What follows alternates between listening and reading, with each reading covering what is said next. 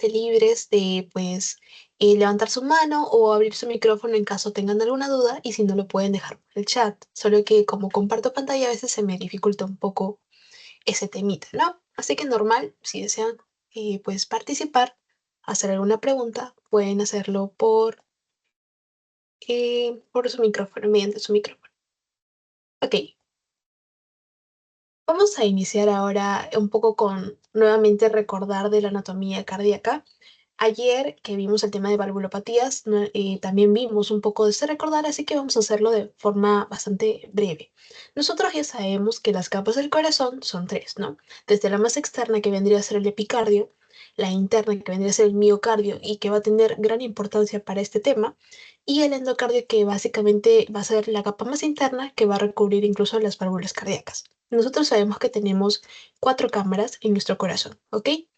Y básicamente estas cámaras, las superiores van a ser la aurícula, tanto derecha como izquierda, y las inferiores, que va a ser el ventrículo, tanto derecho como izquierdo. Acá que hay que recordar que el lado derecho del lado izquierdo va a estar separado por este tabique. Y las cámaras con las arterias también van a estar reguladas por justamente lo que van a ser las válvulas, ¿no?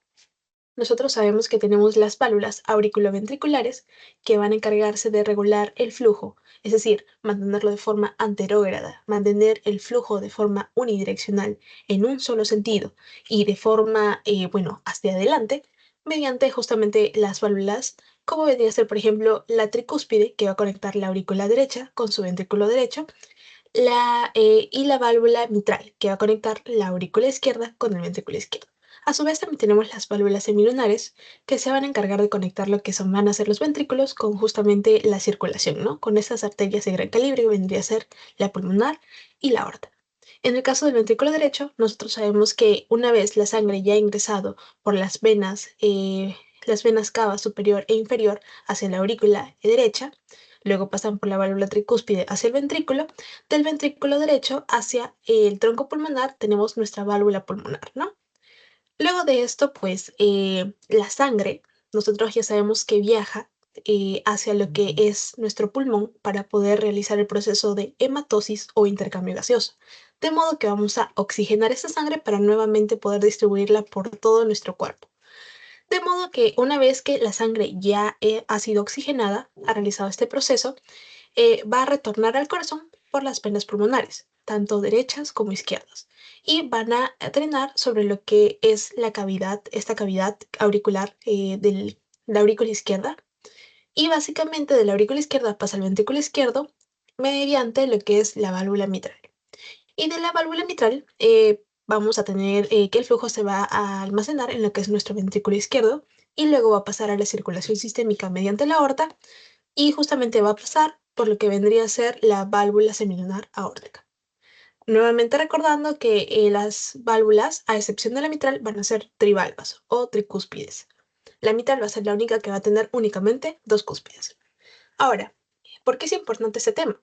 Porque si bien nosotros cuando hablamos de insuficiencia cardíaca, estamos hablando de pues el deterioro de la función tanto sistólica, es decir, de eyección de la sangre, como diastólica, que es de el llenado.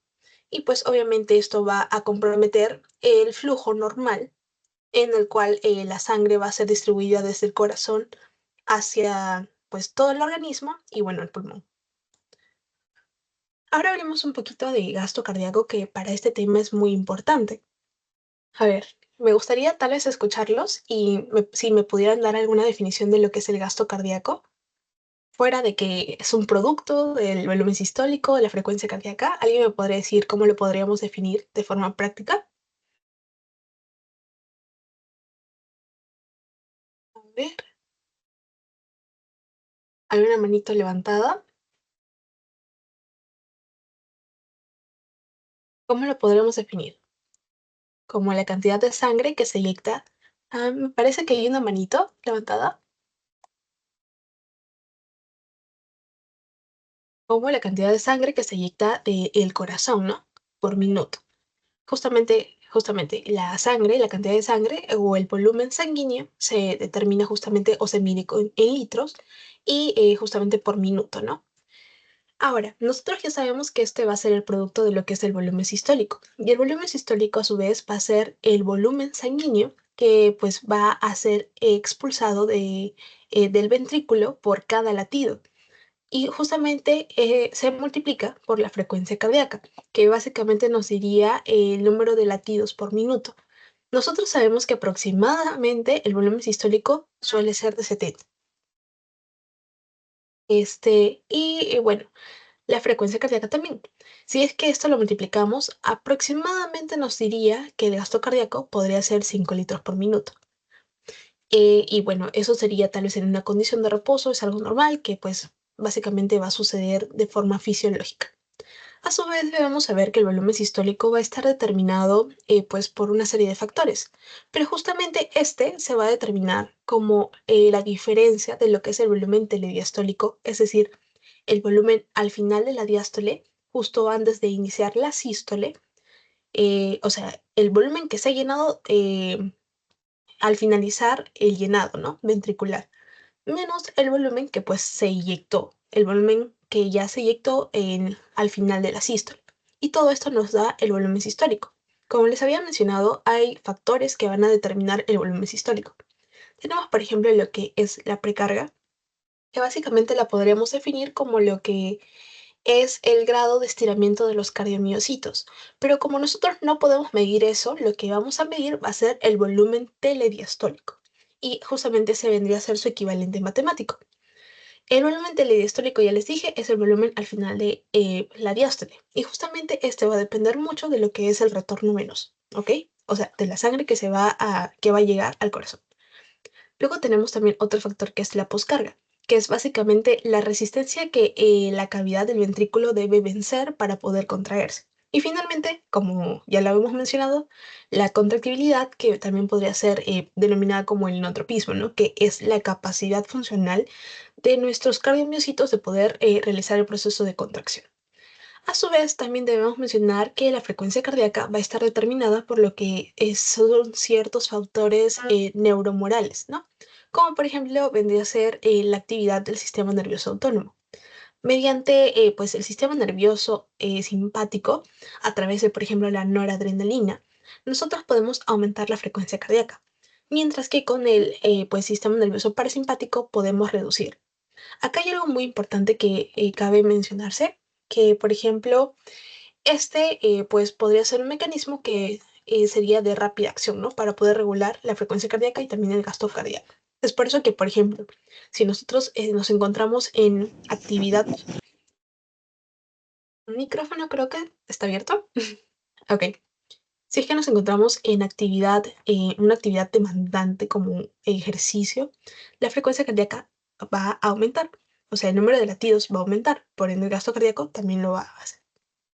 Por último, tenemos este concepto de fracción de eyección, que básicamente va a ser muy importante para pues, poder clasificar lo que es la insuficiencia cardíaca. Y básicamente va a ser el resultado de la división de la cantidad de sangre que sale del corazón sobre la cantidad de sangre que hay en el ventrículo, que de forma pues técnica podríamos decirla como el volumen sistólico sobre el volumen telediastólico. Normalmente nosotros tenemos que este se va a encontrar en un rango, que podríamos determinar como una fracción de eyección que está preservada. ¿Alguien sabe más o menos cuánto podría ser este rango de fracción de eyección preservada? Más o menos. Lo pueden escribir por el chat o si no pueden abrir su micrófono. ¿Cuándo nosotros podemos decir que la fracción de eyección es preservada?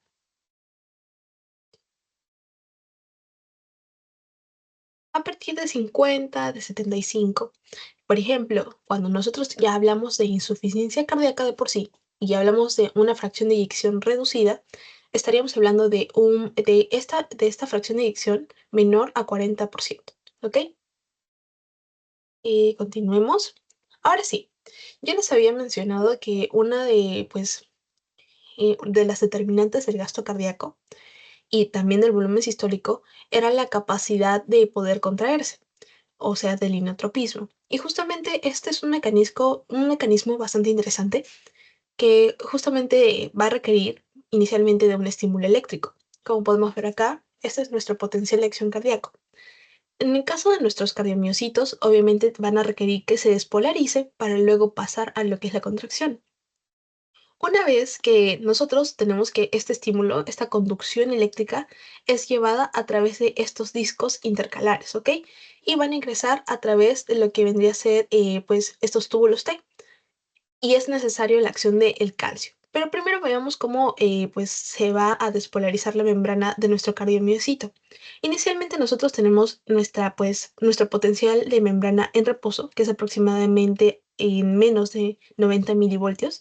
Y básicamente una vez que se aperturen los canales de sodio que justamente van a ingresar a nuestro cardiomiocito, nuestra membrana va a empezar a volverse positiva hasta incluso lo que vendría a ser más 20 milivoltios. Y esto vendría a ser la fase cero o la fase de despolarización inicial. Dentro de esta, pues obviamente vamos a ver que nuestra membrana se vuelve bastante positiva.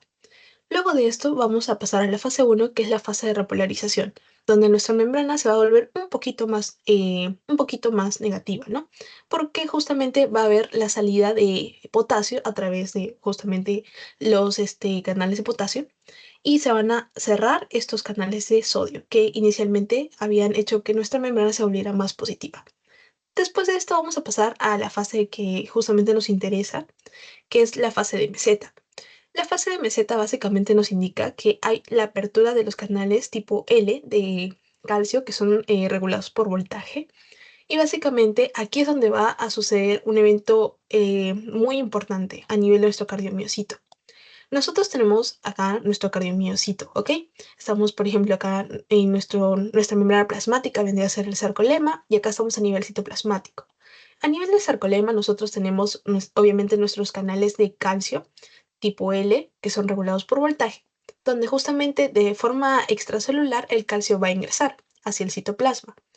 Pero a diferencia del músculo esquelético, aquí también vamos a tener a los receptores de reanodina a nivel de nuestro retículo sarcoplasmático que una vez el calcio se une a este receptor, va a favorecer la liberación del retículo sarcoplasmático de también calcio, que se encontraba secuestrado, por decirlo así, a nivel de esta membrana. Y pues nuevamente también va a salir a nivel del citosol. Y todo esto va a aumentar lo que es el calcio, la concentración de calcio intracelular necesario para la contracción. ¿Y cómo actúa este calcio? Bueno, nosotros ya sabemos cómo es la estructura, ¿no? De nuestro cardiomiocito o de nuestra fibra muscular. Nosotros sabemos que tenemos esta membrana que va a ser el sarcolema, vamos a ver múltiples mitocondrias y también vamos a ver lo que son las miofibrillas.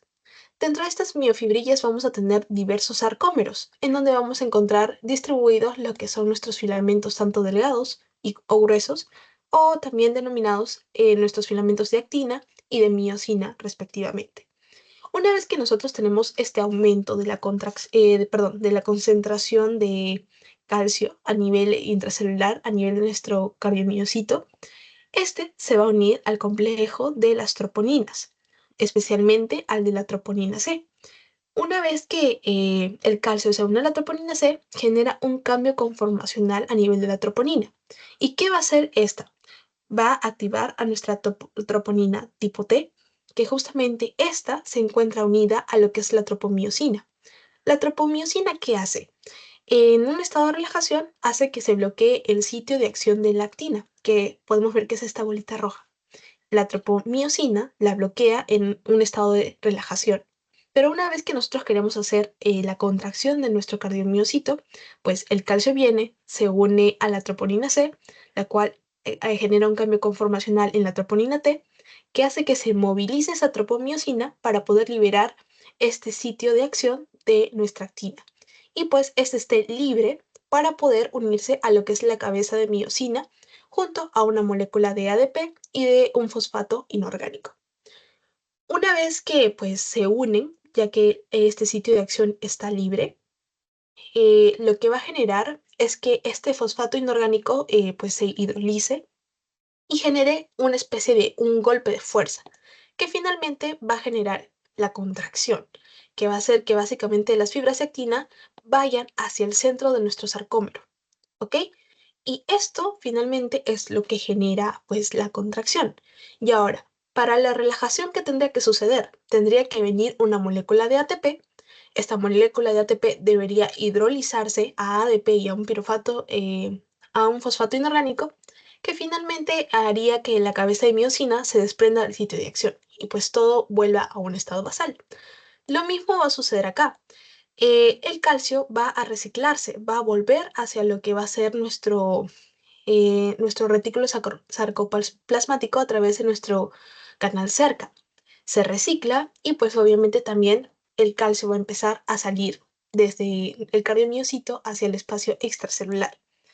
Y bueno, ahí pasaríamos a la fase 3, que es la fase de repolarización rápida, que básicamente es la apertura de los canales de potasio, que justamente el potasio sale y lo que hace es que la membrana se vuelva negativa hasta el punto que llegue a nuestro potencial de membrana en reposo. Pero recordemos que justamente para esto, para su mantenimiento, requerimos la fase 4, que es la fase de membrana en reposo, que justamente lo que va a hacer es mantener, ¿no? En estado de relajación a nuestro cardiomiocito. Listo, chicos. ¿Hasta aquí alguna duda? Porque esto ya es toda la fisión, me parece. ¿Alguna duda? Pueden activar sus micrófonos o poner alguna duda en el chat o algún comentario. ¿Todo bien? Listo, continuemos. Ahora, aquí creo que me faltó. No, sí está. Ahí. Ok, ahora sí pasamos a la definición y, bueno, algunas clasificaciones de lo que es la insuficiencia cardíaca. Básicamente, como yo les había mencionado, definitivamente hay una diapositiva que no está. A ver, acá está. Nos faltó esta del ciclo cardíaco. Esto es también muy importante porque justamente esto nos va a permitir entender pues la clasificación de la insuficiencia cardíaca. Pero vamos a ser bastante breves, ¿ok? Justo ayer nosotros ya habíamos visto este diagrama de Wiggers y nosotros ya sabemos que pues nuestro ciclo cardíaco va a estar dividido en dos fases principales. La sístole, que es la contracción ventricular, y la diástole, que va a ser la relajación ventricular. A su vez, cada una de estas va a tener sus propias tres fases, como por ejemplo la contracción isovolumétrica, la eyección, que se va a dividir en rápida y reducida, y luego en la diástole vamos a tener lo que es la relajación isovolumétrica, el llenado rápido, la diástasis o llenado reducido, y bueno, esas serían las fases, ¿no?, del ciclo cardíaco. Nosotros sabemos que todo este ciclo se ubica a nivel del ventrículo, ¿ok? O sea, todos los eventos son referentes al ventrículo. Primero, nosotros sabemos que nuestro ventrículo se tiene que llenar, ¿verdad? Para que se llene nuestro ventrículo, nosotros previamente tenemos que haber pues vaciado esta aurícula, ¿no? Y eso, una vez que, por ejemplo, nuestra aurícula ha vaciado su volumen hacia lo que es la cavidad ventricular y la presión a nivel de nuestro ventrículo es superior a la de la aurícula, se cierra esta válvula mitral, ¿no? O la válvula auriculoventricular. Y eso produce el primer ruido cardíaco. Ya sabemos que el primer ruido cardíaco corresponde al cierre de las válvulas auriculoventriculares, a ambas, ¿ok? Porque es un proceso que sucede en simultáneo. Luego de eso, vamos a pasar a lo que es nuestra fase de contracción isovolumétrica. ¿Qué sucede? Se cierra nuestra válvula mitral y pues la cavidad no va a modificar su volumen, pero lo que sí va a modificar es la presión. Como podemos ver acá, esta línea azul nos indica la presión a nivel de nuestro ventrículo. Aquí podemos ver cómo rápidamente la presión durante la contracción isovolumétrica crece hasta superar la presión que vamos a encontrar a nivel de la válvula aórtica, perdón, a nivel de la aorta. Una vez que la presión del ventrículo supera a la de la aorta, se apertura lo que es la válvula semilunar o la válvula aórtica y se produce la fase de eyección. Acá podemos justamente ver con este gráfico rosado, con esta línea rosada, cómo disminuye rápidamente el volumen a nivel ventricular. Y una vez que pues sucede, disculpen un segundo.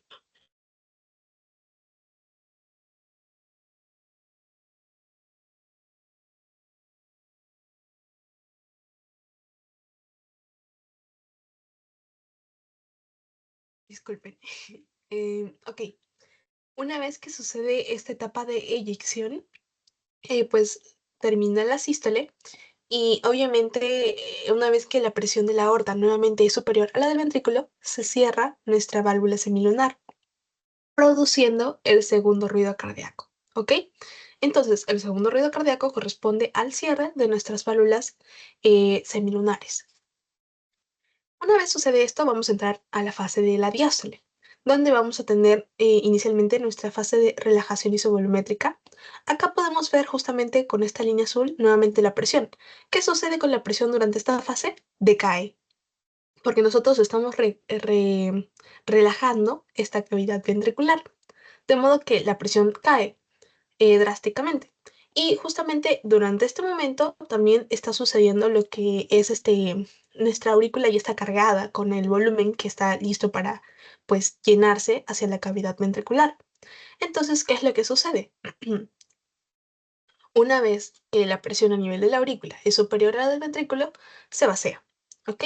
Empieza a llenarse nuestro ventrículo y luego, justamente nosotros sabemos que para que esto suceda, previamente nuestra aurícula debe haberse llenado y debe, pues, contraerse, ¿no? Para, pues, vaciarla de forma casi total, por decirlo así. Y para eso justamente nosotros dependemos de nuestro sistema de conducción.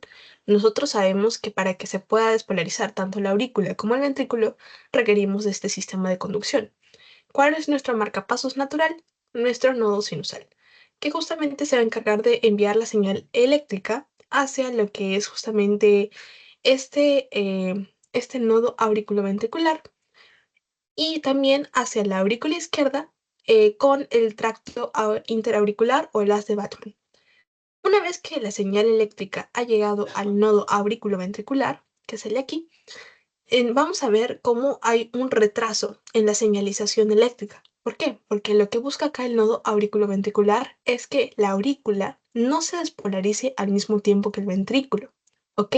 Nosotros queremos que primero se produzca la contracción a nivel de nuestra aurícula y posterior la contracción de nuestro ventrículo, para que así el ventrículo se pueda llenar en su totalidad. Y pues justamente esa es la función del nodo auriculoventricular.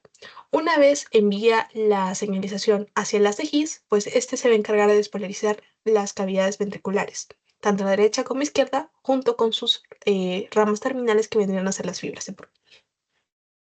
Y listo, con eso finalizamos lo que es el ciclo cardíaco. Y es muy importante tenerlo en cuenta, sobre todo tener en cuenta qué implica la sístole y qué implica la diástole, ¿no? La sístole implica la contracción ventricular, mientras que la diástole implica lo que es la relajación ventricular.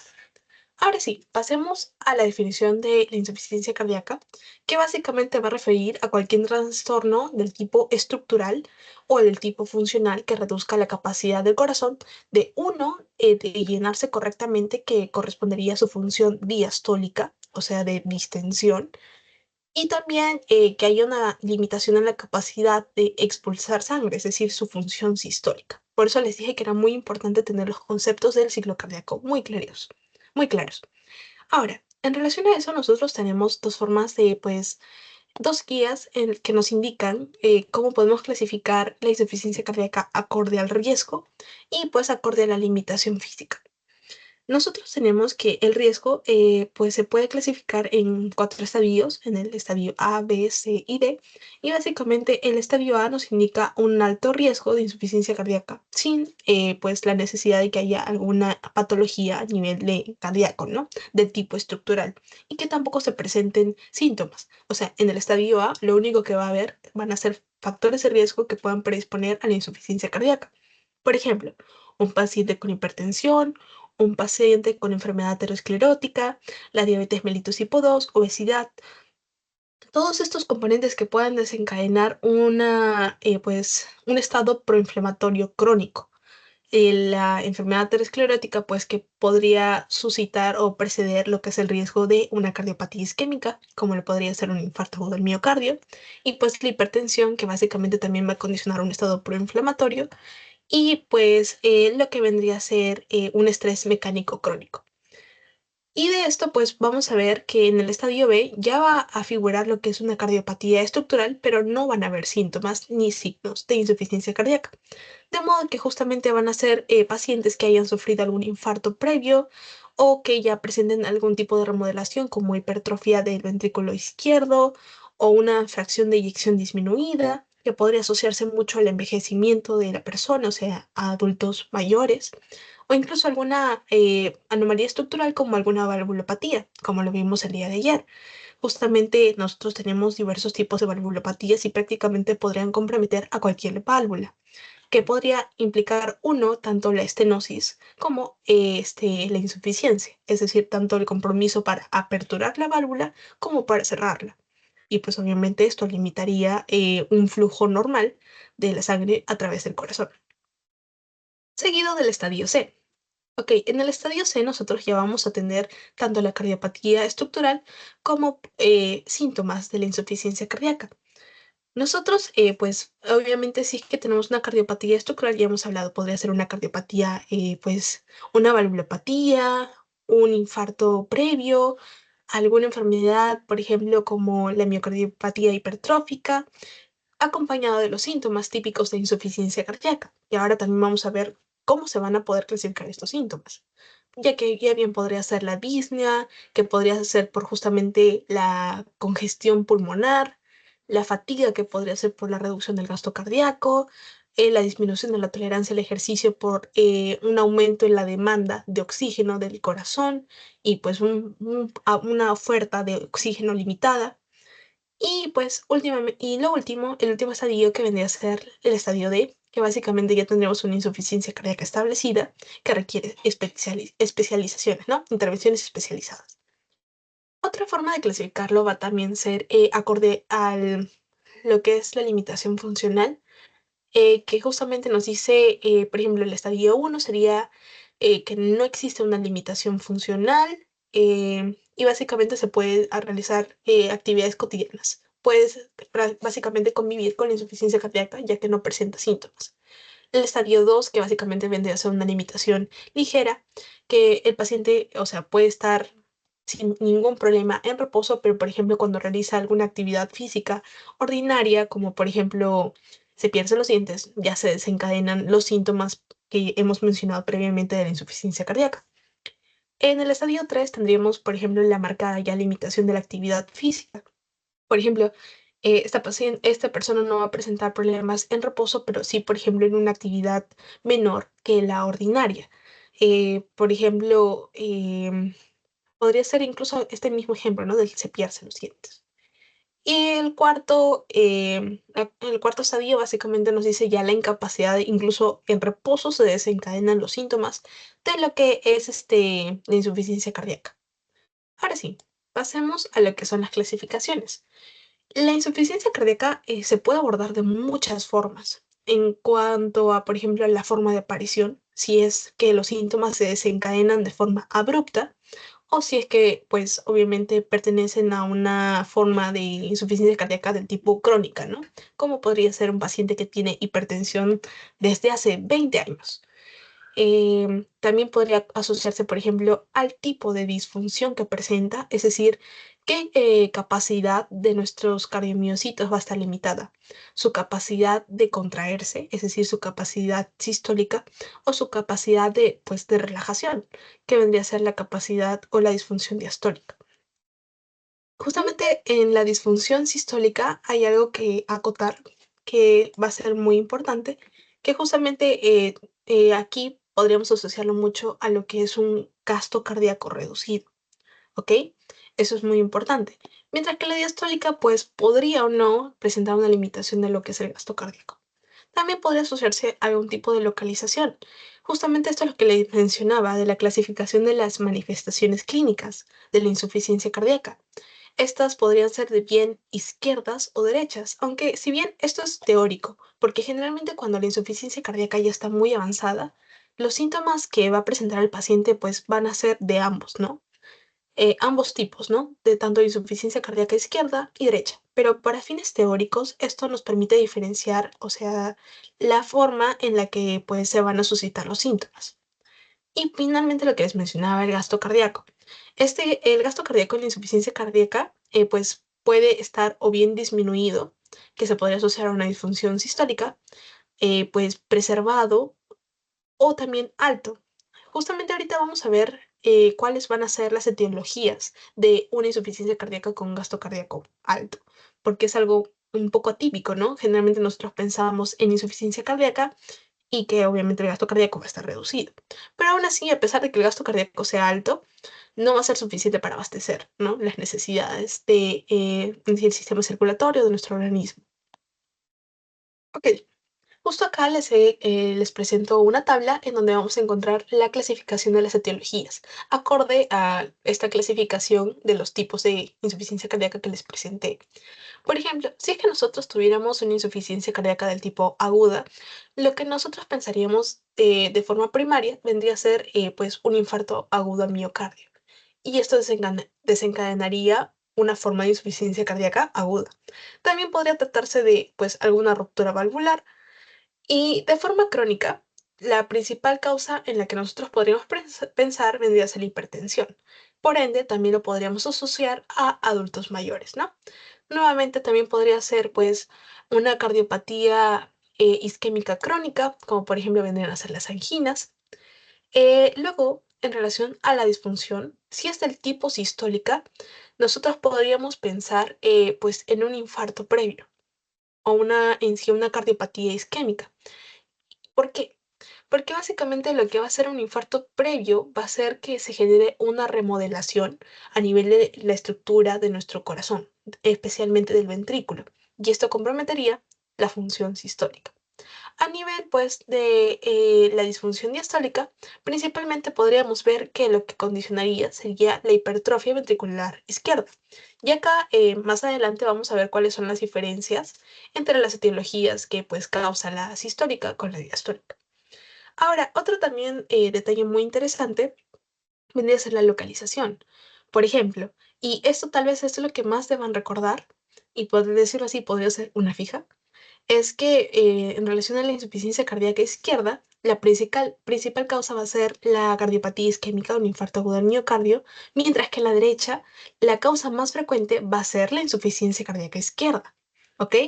Esto tienen que recordarlo muy bien. Y ahorita vamos a ver el mecanismo fisiopatológico de por qué la causa de la insuficiencia cardíaca derecha es la izquierda. Y es por eso que yo les decía que generalmente cuando había un estado avanzado de insuficiencia cardíaca, hablábamos de que los síntomas que va a presentar el paciente iba a ser tanto de una insuficiencia cardíaca izquierda como derecha.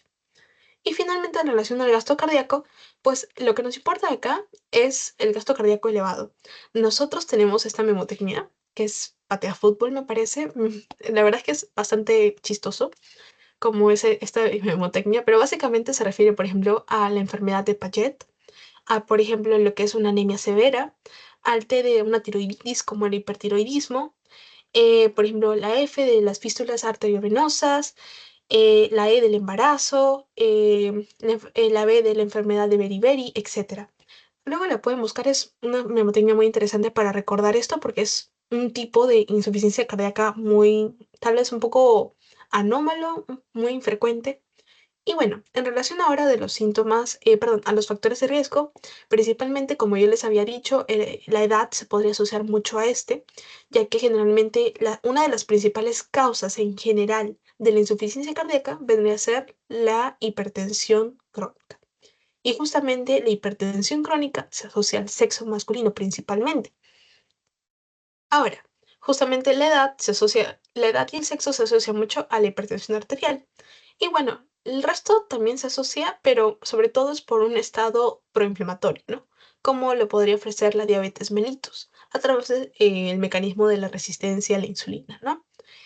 También la enfermedad renal crónica, pues una enfermedad coronaria previa, antecedentes de falla cardíaca, porque ya eso significaría que pues puede que haya algún tipo de remodelación de nuestro corazón y eso también desencadena pues una insuficiencia cardíaca. Algún EPOC también es una causa importante y pues las enfermedades arteriales periféricas.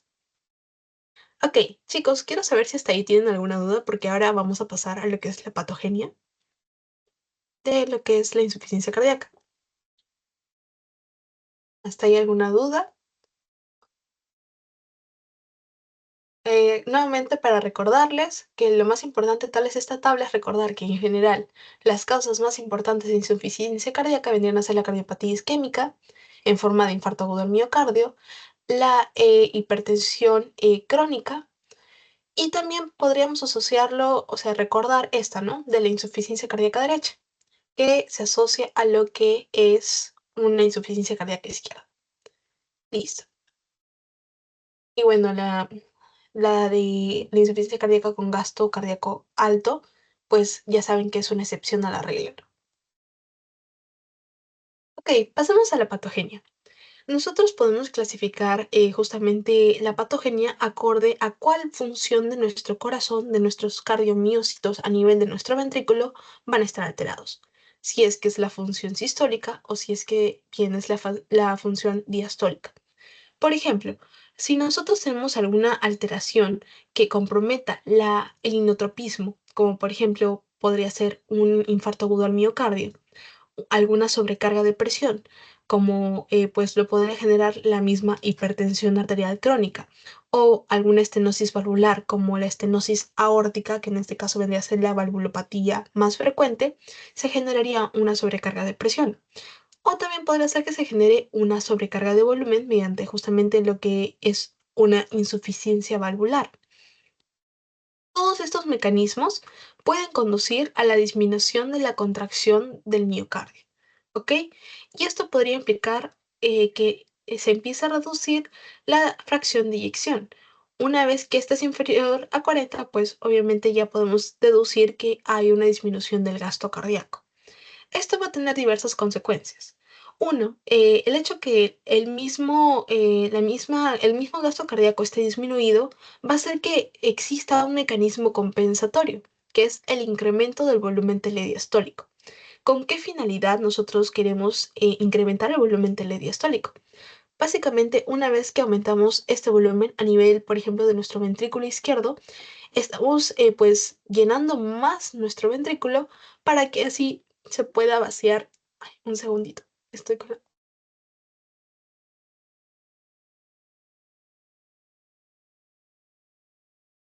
Ya, listo. Em, una vez que sucede esto, estamos tratando de favorecer la eyección de la sangre hacia lo que es la circulación sistémica. ¿Pero mediante qué mecanismo? El famoso mecanismo de Frank-Starling, que inicialmente es un mecanismo compensatorio, ya que lo que nos dice es básicamente que si nosotros aumentamos nuestro volumen telediastólico, pues obviamente nuestro ventrículo se va a contraer con mayor fuerza y va a poder eyectar esa sangre. Si bien inicialmente esto va a compensar la disminución del gasto cardíaco, esto va a seguir, pues, de alguna forma, contribuyendo con la disminución de la contractilidad miocárdica. ¿Por qué? Porque al hacer una contracción más fuerte, estamos generando un mayor estrés mecánico que puede conducir a un estado proinflamatorio del tipo crónico. Y nosotros sabemos que cuando ya una inflamación está, pues un estado inflamatorio permanece durante mucho tiempo, puede favorecer un estado de fibrosis. Por ende, esto generaría que la pared de nuestro ventrículo se empiece a endurecer, ¿ok? Y pues limite la capacidad de poder contraerse con facilidad.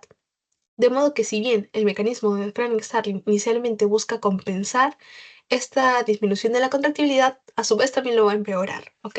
Por eso pueden ver aquí esta flechita roja. Por el mismo incremento del volumen telediastólico, nosotros debemos saber que nuestra cavidad ventricular va obviamente a dilatarse porque tiene mayor volumen. O sea, prácticamente tiene una sobrecarga de volumen. Y pues esto, si es que tenemos una sobrecarga de volumen y a su vez tenemos un compromiso de la función de la contractibilidad miocárdica, va a generar que pues la sangre empiece a formar como una especie de éstasis sanguínea a nivel de la cavidad ventricular. Y por ende, la sangre que se está tratando de, pues, está tratando de llenar en la diástole de la aurícula al ventrículo, no va a poder vaciarse hacia el ventrículo porque el ventrículo está totalmente ocupado y está totalmente distendido. De modo que el flujo va a ser retrógrado. Primero va a llenar a lo que es nuestra cavidad auricular y luego este flujo va a ser retrógrado, luego va a comprometer a las venas pulmonares y finalmente va a comprometer a lo que es el lecho capilar. ¿Ok? De modo que todo esto genera pues congestión pulmonar y puede generar síntomas de insuficiencia cardíaca, como podrían ser la disnea, por ejemplo, ante el esfuerzo físico, la ortopnea, etcétera. ¿Ok? Ahora, en relación a la función, a la insuficiencia cardíaca diastólica, es un mecanismo un tanto diferente. ¿Por qué? Porque aquí la contractibilidad va a estar inalterada. El problema no va a ser con la contractibilidad, o sea, nuestros cardiomiocitos normal se pueden contraer. El problema es que ahora esta contracción está adecuada. pero el problema va a ser la disfunción de la diástole, es decir, la capacidad de relajar a los cardiomiocitos y pues poder generar un estado de relajación para poder pues llenarse, ¿no? Durante la diástole. Pero ¿qué va a causar esto? Uno podría ser una limitación pues en cuanto a espacio, una limitación mecánica. ¿Por qué? En caso nosotros tengamos una pericarditis constrictiva donde vamos a ver pues líquido que va a ser purulento, obviamente va a ocupar espacio y va a limitar la expansión, la relajación de nuestro ventrículo. También, pues, el mismo acúmulo de algún líquido que sea del tipo purulento en un derrame pericárdico, pues también va a limitar de forma física la expansión del ventrículo. También, por ejemplo, por algún infarto previo, por alguna miocardiopatía hipertrófica, nuestro ventrículo puede estar comprometido y puede perder su capacidad de distenderse. Otra cosa que también podría comprometer la función diastólica vendría a ser el retraso de la relajación pues, de la diástole, ¿no? Básicamente, ¿esto por qué podría ser ocasionado? Uno, por la cardiopatía isquémica. ¿Por qué? Justamente la isquemia genera que pues haya un retraso a nivel de lo que es la diástole. ¿Por qué? Porque recordemos que para nosotros poder relajar a nuestro cardiomiocito necesitábamos ATP, ¿no? Justo me gustaría poder retroceder. Les había mencionado que para dar el proceso de relajación, nosotros necesitábamos que una molécula nueva de ATP se una a la cabeza de la miocina. Y esto, pues, haría que se desacople este complejo de actina-miocina para que se pueda relajar, pues, nuestra fibra muscular. De modo que si nosotros no tenemos ATP, pues en la cabeza de la miocina va a permanecer unida a la actina y no se va a poder relajar. O sea, tanto para la contracción como para la relajación vamos a requerir de, pues, ATP de energía. Y pues la insuficiencia, perdón, la cardiopatía isquémica, pues va obviamente generar que haya un retraso en la relajación. Lo mismo sucede en el envejecimiento. Poco a poco vamos perdiendo las funciones normales de nuestro corazoncito. Esto va a generar también pues la disfunción de la diástole, una función diastólica. Y acá hay algo que también lo puede agravar este cuadro de disfunción diastólica, que es la frecuencia cardíaca alta. Por ejemplo, personas que se sometan a un ejercicio físico muy demandante o, por ejemplo, que sufran hipertensión arterial, generalmente van a tener una frecuencia cardíaca elevada. Y recordemos que, ¿cómo se definía la frecuencia? El número de latidos por minuto, ¿no? Básicamente, esto haría que cada vez nuestro ciclo cardíaco sea más corto, por ende, menos tiempo para poder hacer la diástole. Y eso comprometería nuevamente esta función. Bueno, si nosotros, pues, obviamente no tenemos esta capacidad de relajarnos, va a haber una relajación anómala, no va a poder relajarse de forma correcta. De modo que el llenado ventricular también va a verse comprometido. No vamos a tener suficiente espacio para poder llenar nuestro ventrículo en el momento de la diástole. De modo que obviamente la presión a nivel del ventrículo va a empezar a aumentar, sumado a que también vamos a tener que esta sobrecarga de presión va a hacer que nuestro ventrículo empiece a hipertrofiarse de forma concéntrica, es decir, hacia adentro, aumentando todavía más lo que es la sobrecarga de presión. Y esta sobrecarga de presión no solo se va a ubicar a nivel del ventrículo, sino que también va a ser retrógrado. Va a comprometer a la aurícula, al lecho venoso, pulmonar, y pues nuevamente va a generar síntomas de insuficiencia cardíaca. A su vez, debemos recordar que, pues, como dice acá, hay congestión pulmonar y también podría comprometer en caso fuera una insuficiencia cardíaca derecha, pues la circulación venosa sistémica. Por lo mismo que hay un incremento de la presión ventricular y hay pues, una limitación para poder llenarse, el volumen telediastólico va a verse afectado, de modo que obviamente la precarga va a bajar, ¿ok? Y esto va a generar que si nosotros tenemos una precarga baja, ¿qué iba a afectar? El volumen sistólico, o sea, el volumen que se eyecte. Y si disminuye el volumen sistólico, que disminuye el gasto cardíaco. Chicos, hasta aquí, ¿alguna duda? Y no, a ver, ¿todo bien? Listo, continuemos. Ok, como yo les había mencionado, nosotros tenemos diversos tipos de manifestaciones clínicas. Y es por eso que acá es bastante útil clasificar a la insuficiencia cardíaca en acorde al lado del corazón que va a verse afectado. Si es, por ejemplo, afecta a las cámaras derechas o se afecta a las cámaras izquierdas. En el caso de, por ejemplo, empecemos primero por la insuficiencia cardíaca derecha. Nosotros ya habíamos mencionado que la etiología más frecuente de esta iba a ser la insuficiencia cardíaca izquierda. ¿Y qué iba a generar esto? Obviamente, el flujo, la función de las cámaras derechas es que se transporte la sangre desde la vena cava superior e inferior hacia lo que es la circulación pulmonar. Y así podamos oxigenar esta sangre a través del proceso de hematosis o intercambio gaseoso. Esto, una insuficiencia cardíaca derecha, ¿qué generaría? La disminución del flujo de sangre hacia el lado izquierdo del corazón. ¿Ok? Primero, una disminución del flujo de sangre hacia el pulmón y luego, por lo mismo que no está pues bombeándose la sangre de forma correcta, también va a disminuir al lado izquierdo del corazón. De modo que va a disminuir el gasto cardíaco del ventrículo izquierdo.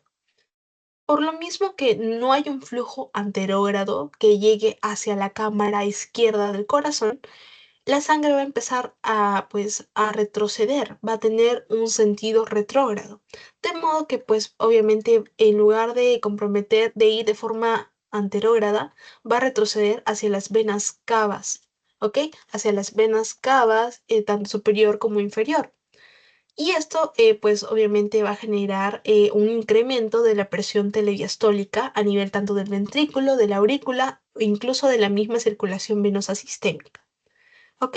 ¿Y esto qué generaría? Obviamente, si estas van a tener mucho volumen sanguíneo que retrocede en lugar de avanzar, va a incrementar la presión venosa a nivel central como a nivel periférico. Y acá vamos a hablar de unas variables muy importantes, que va a ser justamente la fuerza de Starling. A ver, me gustaría poder escribir. A ver, creo que podemos buscar. Un segundito. Ok. Nosotros sabemos que las fuerzas de Starling básicamente van a regular el flujo plasmático dentro de los capilares y también en general de pues los vasos, ¿no? Los vasos sanguíneos. Nosotros tenemos dos tipos de fuerzas. Uno que es la presión hidrostática, que va a favorecer pues el flujo de de nuestro plasma, del flujo plasmático hacia el intersticio, ¿ok? Y esto, pues obviamente no es adecuado, porque el flujo no va a permanecer dentro del capilar, sino va a empezar a infiltrarse hacia el intersticio y esto genera edema, ¿ok? Pero justamente nosotros por eso de forma fisiológica tenemos otra fuerza que compensa la presión hidrostática, que es la presión oncótica, ¿ok? Que favorece que el flujo plasmático permanezca dentro de nuestro capilar, ¿ok? Esto es muy importante porque justamente esta presión oncótica está dada por la misma concentración de proteínas a nivel de nuestra sangre. Por ejemplo, principalmente esta presión oncótica es regulada por la albúmina, ¿ok? Disculpen que escriba muy feo. Pero en este caso que nosotros tenemos, pues, este incremento tenemos congestión del sistema venoso sistémico, nuestra presión hidrostática va a aumentar, va a ser mucho mayor que la presión oncótica, de modo que va a favorecer justamente la extravasación del líquido de nuestro plasma hacia lo que es el intersticio, de modo que va a desencadenar diversos eventos. Uno, por ejemplo, es de que este líquido empiece a extravasarse hacia cavidades, como podría ser la cavidad peritoneal, generando ascitis. A su vez, también puede generar ingurgitación del hígado a través de justamente esta circulación venosa portal que genere la hepatomegalia, que a su vez también podría comprometer a nuestro mismo hígado y esto podría generar pues problemas hepáticos más adelante.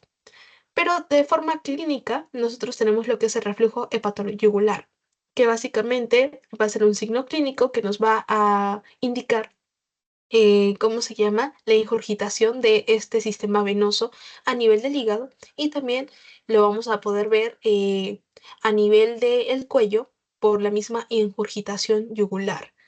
Esto va a ser visible sobre todo cuando el paciente esté sentado o se eche, ¿ok? Y también por un mecanismo de gravedad, este líquido puede pues empezar a depositarse a nivel de las extremidades inferiores, de modo que pues obviamente vamos a presentar edema en miembros inferiores. También se puede presentar lo que es la fatiga, y la fatiga recordemos que es justamente por la disminución del gasto cardíaco, ¿ok? No hay una adecuada perfusión hacia todos nuestros órganos que pues básicamente genera esta fatiga. Listo. Ahora pasemos hacia la insuficiencia cardíaca izquierda. Un momentito. Ya. Nosotros tenemos básicamente que la función del lado izquierdo del corazón es transportar la sangre desde el lecho pulmonar hacia la circulación sistémica. De modo que si nosotros tenemos una insuficiencia cardíaca izquierda, ese es el proceso que va a estar comprometido. La sangre no va a llegar desde las venas pulmonares hacia la circulación sistémica. ¿Y qué es lo que sucede acá? Uno, obviamente, va a decaer el gasto cardíaco de forma en la circulación sistémica, porque la sangre no está llegando hacia la aorta y no se va a distribuir hacia pues todas las arterias que tengamos en nuestro cuerpo que puedan perfundir a nuestros órganos vitales. A su vez, obviamente como tenemos esta dificultad, eh, ¿aló? ¿Qué pasó? ¿Hay algún comentario? Ok, continuemos. De modo que si nosotros no tenemos una adecuada función sistólica, se va a empezar a acumular la sangre al lado izquierdo del corazón y a nivel de la circulación pulmonar.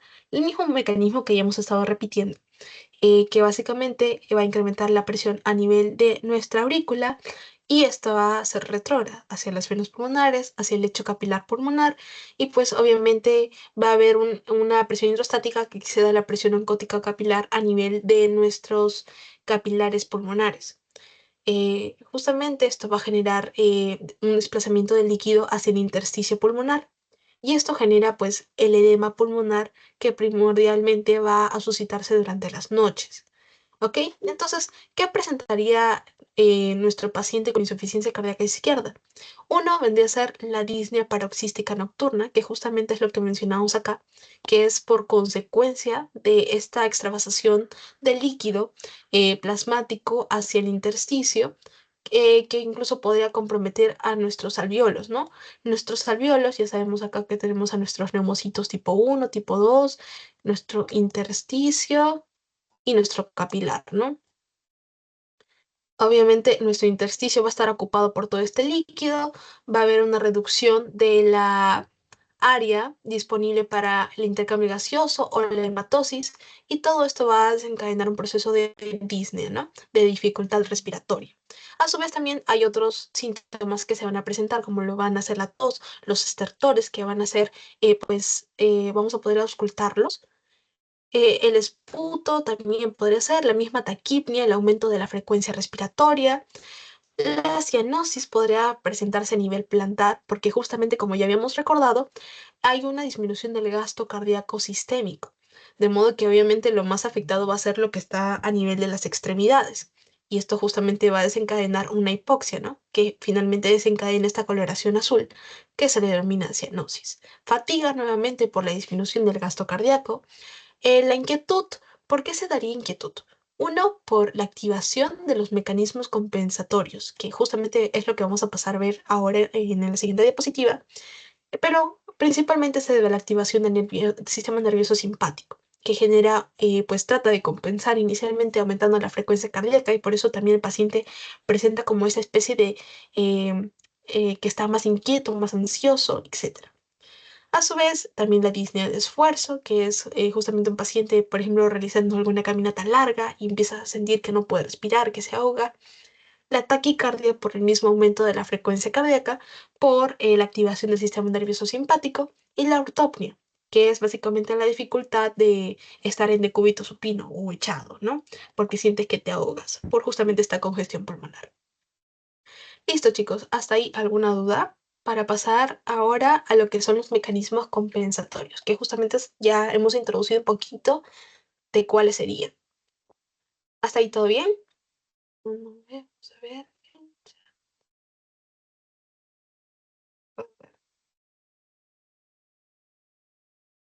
Todo bien, ¿verdad? ¿Alguna duda? Ok, continuemos. Primero hablamos de los mecanismos compensatorios en general. Nosotros, pues sabemos que inicialmente nuestro cuerpo va a buscar, en caso de que sea una insuficiencia cardíaca del tipo crónica, va a buscar pues tener mecanismos compensatorios, algunos que van a ser un poco más rápidos que otros. Por ejemplo, inicialmente ya habíamos hablado del mecanismo de Frank Starling, que básicamente nos dice que a mayor volumen telediastólico, es decir, a mayor volumen, a mayor llenado ventricular, mayor va a ser el grado de estiramiento de las fibras miocárdicas, por ende, la contracción va a ser mucho más fuerte. Esto básicamente utilicemos la analogía de un globo. Si nosotros inflamos poquito un globo, se va a desinflar poquito o con poca fuerza. Pero si nosotros lo inflamos mucho y pues está a punto literalmente de colapsar y luego lo soltamos, el globo literalmente se sale disparado, ¿no? Se desinfla con bastante velocidad y con bastante fuerza. Lo mismo sucede con nuestro ventrículo. A mayor volumen nosotros lo llenemos, a mayor sea la precarga, el volumen telediastólico, mayor va a ser el grado de estiramiento de las fibras miocárdicas y por ende la contracción. Pero recordemos que obviamente este mecanismo también va a favorecer a la disfunción sistólica, ¿no? Porque poco a poco va a favorecer un estado inflamatorio que produzca pues que se fibrose haya cambios remodelativos a nivel de nuestro ventrículo. También tenemos la activación de los sistemas neuromorales. Por ejemplo, como ya les habíamos mencionado, la activación del sistema simpático, ¿no? Que justamente se va a determinar por la liberación de la noradrenalina. Con esto, ¿qué nosotros buscamos? ¿O cuáles son los mecanismos por el cual vamos a nosotros tratar de aumentar el gasto cardíaco? Porque eso es lo que el cuerpo está intentando hacer, aumentar el gasto cardíaco. Uno es aumentar la frecuencia cardíaca. Otro, obviamente, es potenciar el inotropismo o la contractibilidad, porque recordemos que el sistema nervioso simpático es cronotropismo positivo, por ende aumenta la frecuencia cardíaca, inotropismo positivo, que favorece o potencia la contractibilidad cardíaca, y también eso es todo a través de los receptores beta y a través de los receptores alfa 1, vamos a favorecer lo que es la vasoconstricción periférica. Esto aumenta obviamente la resistencia vascular periférica y favorece, pues, eh, ¿cómo se llama? El gasto cardíaco de alguna forma. ¿Por qué? Nosotros con esto buscamos a que la sangre pueda llegar a distribuirse por toda la circulación sistémica. A su vez también tenemos de forma, pues, a un tiempo mediano o de mediano plazo, la activación del sistema renina-angiotensina-aldosterona. Uno, obviamente nosotros ya conocemos este famoso mecanismo, donde básicamente tenemos primero nuestro angiotensina 1, angiotensina 2, y la angiotensina 2 va a ser un potente vasoconstrictor, ¿no? También a nivel periférico, y va a favorecer pues el aumento del gasto cardíaco. A través de la aldosterona vamos a favorecer lo que es la retención de sodio y agua, y también, obviamente, por este mismo mecanismo vamos a favorecer, uno, lo que es el aumento del volumen intravascular al reabsorber agua principalmente, y con esto, pues, estaríamos favoreciendo el retorno venoso, ¿ok? O sea, la sangre que se está yendo hacia el corazón, de modo que así también vamos a aumentar lo que es la precarga o el volumen telediastólico. Y finalmente la liberación del péptido natriurético auricular, que es una forma de, por decirlo así, regular estos dos mecanismos, porque uno reduce tanto la acción del sistema nervioso simpático como la activación del sistema renina-angiotensina-aldosterona. Finalmente, como otro mecanismo de adaptación, son los cambios remodelativos que vamos a ver a nivel del ventrículo. Uno podría ser la hipertrofia concéntrica, es decir, un crecimiento en volumen de nuestros cardiomiocitos, y este crecimiento obviamente va a ser hacia adentro, y también el crecimiento que va a ser excéntrico. Es decir, primero va a haber un aumento de la complacencia o de la dilatación, el grado de estiramiento de nuestros cardiomiocitos y luego va posterior pues a hipertrofiarse, a crecer.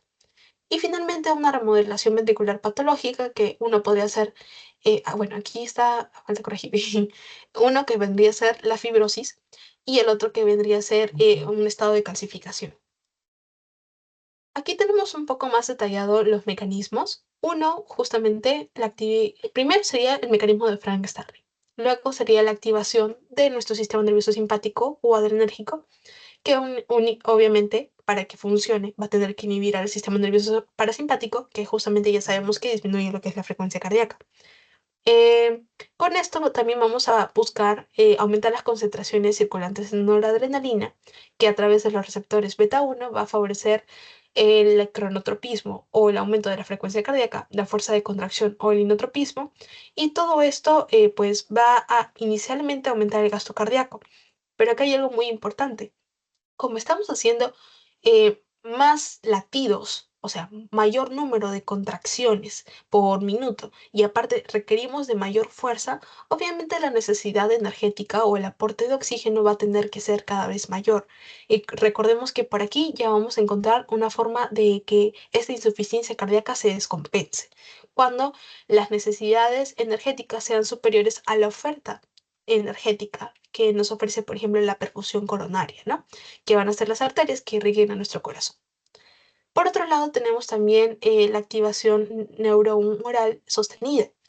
Como ya les habíamos mencionado, el hecho que nosotros estemos aumentando el número de contracciones y también la fuerza va a generar un remodelado a nivel de nuestro ventrículo izquierdo.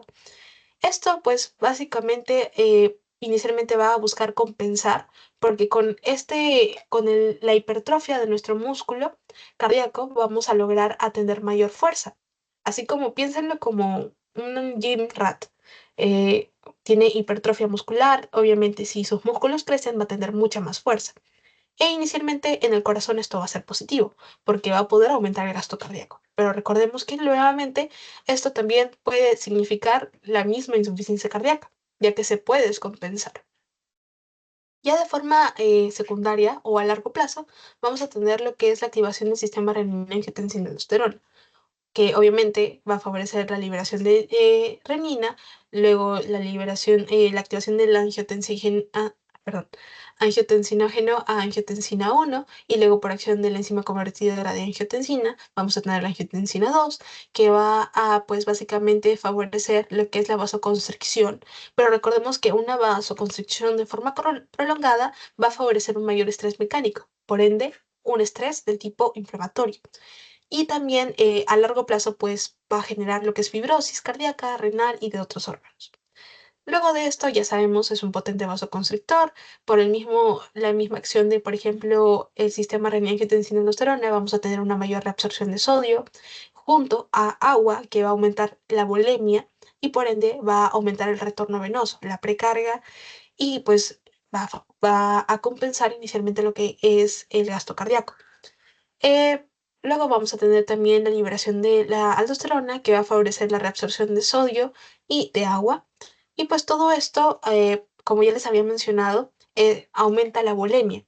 Y si nosotros aumentamos la bulimia, vamos a aumentar el retorno venoso. Y al aumentar el retorno venoso, nosotros aumentamos la precarga, o sea, el volumen telediastólico, el volumen que estamos por eyectar del corazón, o sea, para tratar de compensar el gasto cardíaco. De modo que nosotros con esto tratamos de aumentar el volumen sistólico y por ende el gasto cardíaco, ¿no? Listo. Chicos, ¿hasta ahí alguna duda? Porque ahora vamos a pasar a la última parte que vendría a ser la hipertrofia y la remodelación de nuestro corazón. ¿Alguna duda?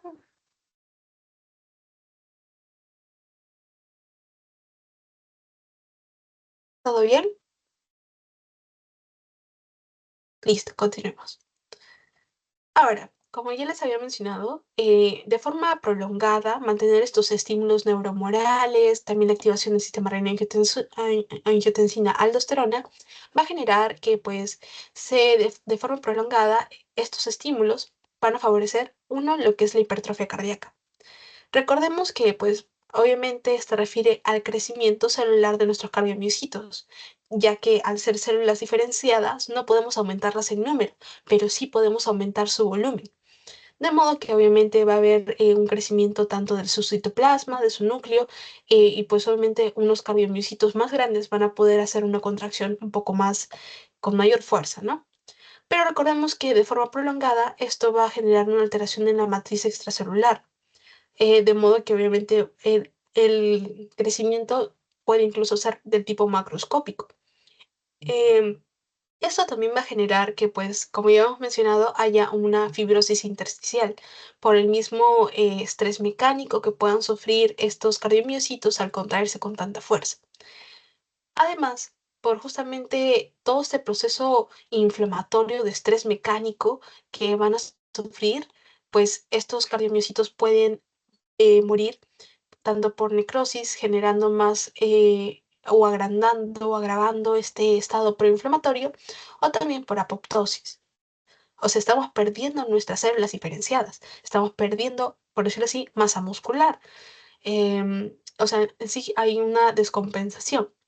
Por otro lado, a medida que nuestros cardiomiocitos crecen y nuestro miocardio a nivel del ventrículo crece cada vez su perfusión va a ser más difícil porque vamos a requerir más oxígeno, más ATP, y justamente esto va a ser una mayor demanda y la perfusión va a ser insuficiente. Por último, también puede que haya una dilatación a nivel de nuestro ventrículo. Y todo esto genera la remodelación ventricular, que finalmente va a conducir a la progresión de la disfunción tanto de la diástole como de la sístole, finalmente agravando este cuadro de lesión miocárdica que es la insuficiencia cardíaca.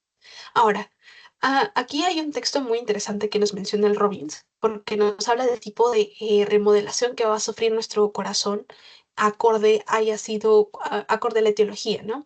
Primero, nosotros ya sabemos, puede haber o bien una sobrecarga de presión, como por ejemplo podría ser en una hipertensión arterial o una estenosis valvular, una sobrecarga de presión o volumen, bueno, ahí está la valvulopatía, o también podría haber alguna disfunción del mismo cardiomiocito, por ejemplo, por algún infarto agudo de miocardio que genere mayor trabajo cardíaco, aumente la tensión de la pared, de modo que haya una distensión celular. Puede haber tanto una reacción de hipertrofia y dilatación, y todo esto va a generar lo que es el remodelado cardíaco, que uno se va a caracterizar por el aumento del tamaño y de la masa del corazón, también de síntesis de proteínas, sobre todo para que dentro de nuestros cardiomiocitos y dentro de las miofibrillas se formen nuevos sarcómeros con más actina, con más miosina, ¿no? Por lo mismo que hay justamente una inducción de genes que van a favorecer pues la generación de tanto miosina, de actina, del péptido natriurético auricular, del mismo colágeno para que se pueda generar esta hipertrofia, ¿no? E incluso también va a haber la generación de proteínas anormales, de fibrosis por el mismo estrés mecánico, inflamatorio, y obviamente recordemos que si bien va a haber un grado de hipertrofia, este no va a ser proporcional o no va a haber una neovascularización, o sea, no se van a formar nuevos vasos. Los vasos que estaban inicialmente antes de la hipertrofia van a ser los mismos. Por ende, la vasculatura no va a ser adecuada para poder perfundir todo ese espesor de la pared ventricular. Esto pues va a generar nuevamente la disfunción miocárdica, que justamente conduce a la insuficiencia cardíaca, también a la misma arritmia que podría ser precedida por alguna dilatación de la cavidad auricular, o incluso también de la misma estimulación neurohumoral que perpetuaría todo este ciclo. Ahora, como ya les había mencionado, habrían diferencias en cuanto a la remodelación. Si es que se trata de una sobrecarga de presión, nosotros vamos a ver que la tensión sistólica va a aumentar, de modo que lo que va a buscar el corazón va a ser seguir generando mayor presión para poder aumentar el gasto cardíaco, de modo que va a haber un remodelado ventricular en donde los sarcómeros que se van a empezar a formar van a estar distribuidos de forma paralela, ¿ok? Y esto obviamente va a hacer que si obviamente tú pones, por ejemplo, varios palitos de chupete uno sobre el otro, va a generar que pues tengas una capa gruesa de palitos de chupete. Y esto genere pues el engrosamiento o el aumento del espesor de nuestra cavidad ventricular, de modo que se genera una hipertrofia concéntrica, es decir, como podemos verlo aquí en esta imagen, que el crecimiento es hacia adentro, ¿ok? Ahora, si en caso se tratara de una sobrecarga de volumen, nosotros vamos a ver que justamente la tensión diastólica pues va a aumentar. Y lo que va a buscar acá el corazón no es aumentar la presión, sino es aumentar la complacencia o la capacidad de estiramiento de nuestro ventrículo. De modo que justamente lo que busca es tener mayor capacidad para poder almacenar más sangre. De modo que inicialmente aumenta su complacencia, por ende la capa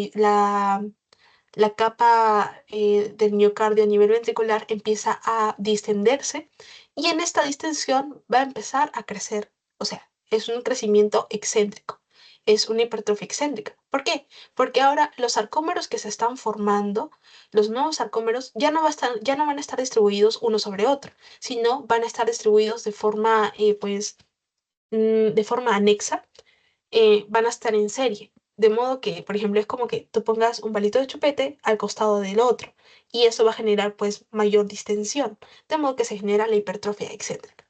Aquí podemos ver una imagen, un cambio morfológico a nivel microscópico, en donde acá tenemos nuestras fibras musculares cardíacas normales. Podemos ver que su núcleo es un tamaño adecuado, se pueden ver los discos intercalares, etcétera. Pero ya en un grado de hipertrofia vamos a ver que el núcleo obviamente va a estar mucho más grande, el citoplasma también va a crecer.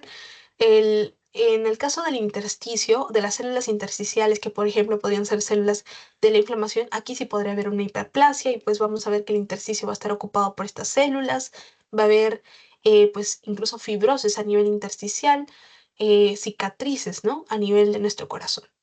Y todo esto pues pertenecería al último mecanismo de remodelación o al último mecanismo de adaptación de la insuficiencia cardíaca. Ok, hasta ahí chicos, ¿alguna duda? ¿Todo bien? Ok, continuemos. Ahora, por último, la clasificación de la insuficiencia cardíaca puede dividirse en aguda y crónica. En caso nosotros viéramos un cuadro agudo, básicamente se puede definir como el inicio súbito o el empeoramiento de los síntomas previo a una insuficiencia cardíaca. Y básicamente se va a expresar como la presencia de síntomas de insuficiencia cardíaca, que por ejemplo pueden ser síntomas de la congestión pulmonar, como vendría a ser la disnea, la ortopnia, crepitantes bilaterales, que van a ser visibles a la auscultación, y los síntomas de bajo gasto cardíaco, como por ejemplo una hipotensión, y una piel fría, una piel cianótica del tipo húmeda, incluso un estado de confusión. eh, y básicamente eso, simplemente la insuficiencia cardíaca aguda hay que entenderla como un concepto en donde justamente se van a agudizar los síntomas y va a ser visible y va a ser clínicamente detectable la insuficiencia cardíaca, a diferencia de la insuficiencia cardíaca crónica, que básicamente en esta pues va a haber un tiempo en el que va a permitir el desarrollo de los mecanismos de adaptación que ya habíamos visto previamente, que son estos. En una insuficiencia cardíaca crónica vamos a tener tiempo de poder activar nuestro sistema nervioso simpático, nuestro sistema renina-angiotensina-aldosterona, e incluso pueden haber cambios remodelativos a nivel de nuestra cavidad ventricular. Y pues prácticamente eso vendría a ser una insuficiencia cardíaca crónica, porque nos va a permitir, le va a dar tiempo al cuerpo de poder eh, adaptarse, de poder expresar mecanismos compensatorios ante la disminución del gasto cardíaco. Ok, chicos, para terminar, ¿todo bien? ¿Alguna duda hasta ahí? Ya con esto finalizamos. ¿Todo bien? Ok, continuemos. Nosotros, para el diagnóstico, aunque para fisiopatología no les piden tanto el diagnóstico, es muy importante que nosotros sepamos cuáles van a ser los síntomas característicos de la insuficiencia cardíaca. Nosotros ya hemos explorado cuál va a ser su fisiopatología, por ejemplo, de la disnea paroxística nocturna o el edema pulmonar agudo, pero recordemos que para el diagnóstico tenemos los famosos criterios de Framingham, ¿ok? Tenemos tanto criterios mayores como criterios menores, y para llegar al diagnóstico de la insuficiencia cardíaca se requieren o dos criterios mayores o un criterio mayor con dos criterios menores. ¿Y cuáles son estos? Uno es la disnea, ¿no? La disnea paroxística nocturna que va a ser bastante característica de insuficiencia cardíaca izquierda, al igual que el edema agudo pulmonar. El tercer ruido cardíaco, que como lo discutimos ayer, va a ser un galope pues ventricular y básicamente va a ser el, el vaciamiento de pues básicamente el flujo sanguíneo hacia una cavidad ventricular distendida, una pérdida de peso, el reflujo hepatoyugular, que ya habíamos visto que pertenecía a la sintomatología de la insuficiencia cardíaca derecha, por justamente este edema, al aumentar la presión a nivel de la circulación venosa sistémica, una cardiomegalia, justamente, o también podríamos denominar como este crecimiento del corazón em, secundario a la hipertrofia, ¿no? La ingurgitación yugular, también otro síntoma de insuficiencia cardíaca derecha, por el aumento de la presión venosa sistémica y, bueno, en general, el aumento de la presión venosa, que sería mayor a 16 centímetros cúbicos. Dentro de los criterios menores, por ejemplo, tendríamos la taquicardia, que vendría a ser mayor a 120 latidos por minuto, que nos indicaría básicamente la activación del sistema nervioso simpático, ¿no? La tos nocturna, recordemos por también un síntoma de congestión pulmonar, la disnea de esfuerzo, el derrame pleural, todo esto favorecido por el edema, ¿no? Que por esta sobrecarga de volumen que va a haber a nivel de la circulación. Una disminución en la capacidad vital al un tercio de su valor normal, la hepatomegalia y el aumento de líquido en miembros inferiores, ¿no? Listo. Chicos, ¿hasta aquí alguna duda? Con esto terminamos. Sí, con eso terminamos. ¿Hasta ahí todo bien?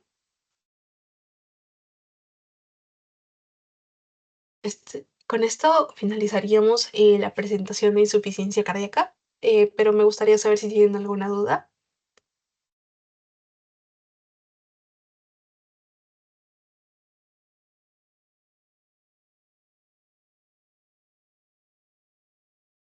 Listo, chicos. Bueno, con esto finalizamos. Les agradezco mucho su atención. Ha sido un gusto compartir con ustedes el día de hoy y, bueno, muchos éxitos en su postres. Muchas gracias, Raquel. Chicos, vamos a tomarnos una foto para terminar la ponencia y además tu palabra clave,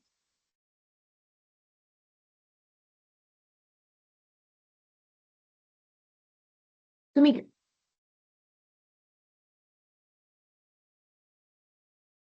Hipertensión. hipertensión. Recuerden, hipertensión con mayúsculas, chicos. Ya vamos a prender nuestras cámaras para poder tomarnos la foto. Si puedes, dejar de compartir, por favor.